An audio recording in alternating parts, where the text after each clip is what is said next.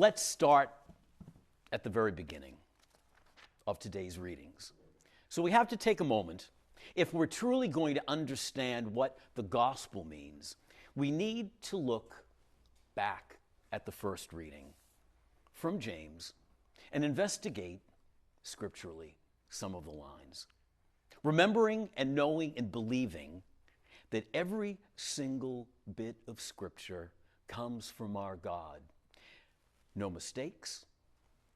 Nothing is there accidentally. What do we hear? Know this, my dear brothers and sisters. Everyone should be quick to hear, slow to speak, slow to anger. Because anger really doesn't do anything good. Brothers and sisters, be doers of the word, not just hearers. Don't fool yourself. Don't delude yourself. You need to listen so you know what to do. Can I put that on hold for 1 minute? We'll be going back to those words. The gospel. One of the miracle stories that has always intrigued me, and I'll tell you right away why it's always intrigued me and hopefully drawn me a little bit closer to Jesus.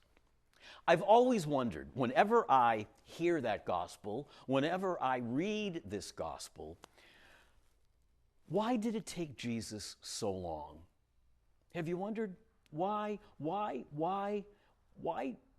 did he take all that time? We know very well that if Jesus wanted to perform a miracle right away, he could. We've heard the stories. But in this case, he doesn't.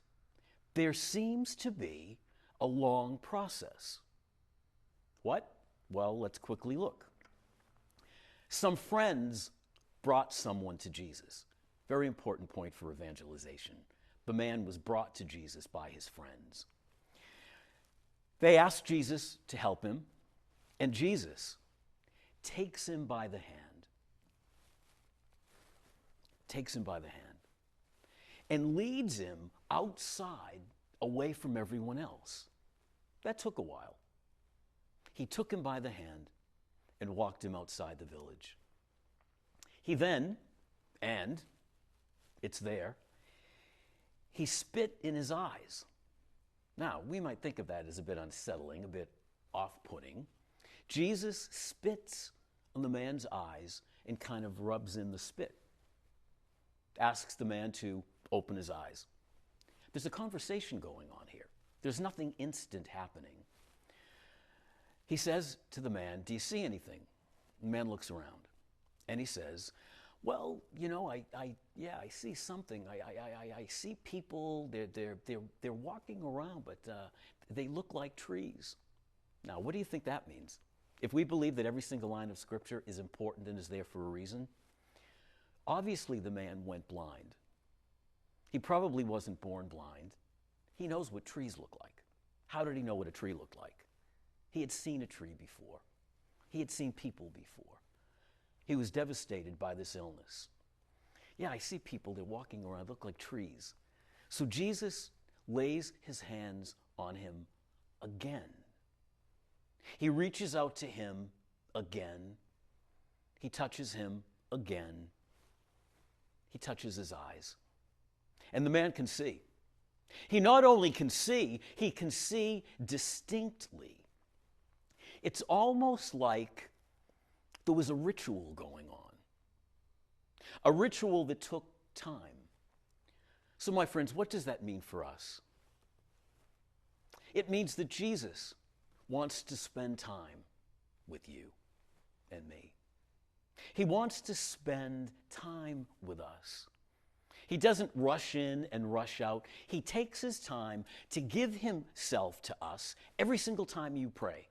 Every single time we hear his word. Every single time we go to the altar. Jesus takes time with us and gives himself to us totally.